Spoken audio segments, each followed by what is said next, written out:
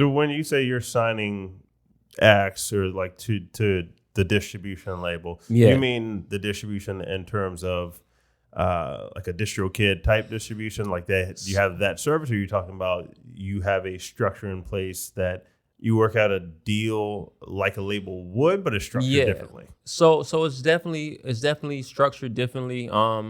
We have full intentions of separating ourselves from labels, major labels, mainly in the sense of in the sense of ownership. Like when we do our partnerships, the artist maintains their ownership. You know what I mean? So for example, a major label, they sign you, they blow you up. That catalog is now worth $100 million. That's the label's $100 million.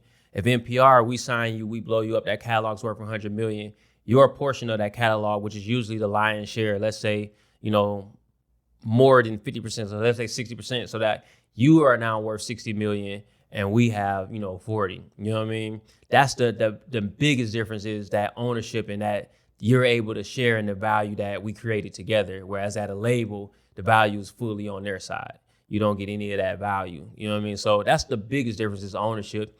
After that, I think a big difference is ours is we don't do long-term deals. Like most artists are signed to their labels, 5-10 years, if not for life. You know what I mean? We don't do those type of deals. Our deals are pretty, what I would call medium term, so like 2 years, 3 years max. You know what I mean? So the idea was to make you sustainable, to make you a Russ, where, okay, you're here with us for 2 or 3 years. Now you're at a Russ level status. You don't need anybody. You can distribute through DistroKid if you choose, and, sell 100,000 copies because we've made you a sustainable artist. You know what I mean? So that's the idea, is like be that sort of launching pad to put you into, sustainable space for you to then go on and do whatever you choose to do.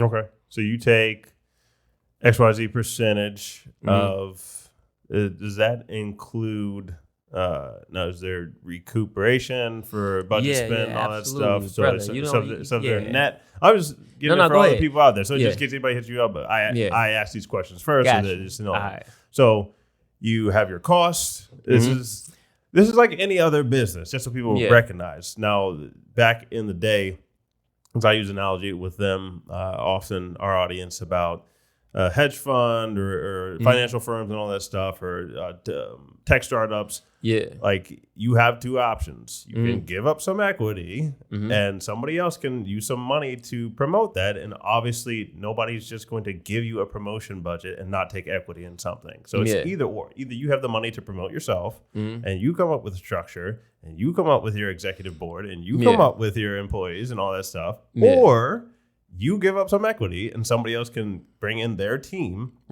to do all that for you. Right. Now that team is going to have cost. You have a promotion budget that you have to spend, or a content budget, or whatever you do. Somebody has to get paid for something because people have to make a living, like you said. Right. So you have your recuperation costs, and then you have the net proceeds of all the sales, all the streams, all the tickets. And so are you taking more of a holistic approach in the ticket sales, merch, all that? So I think the term that sums it up is profit share.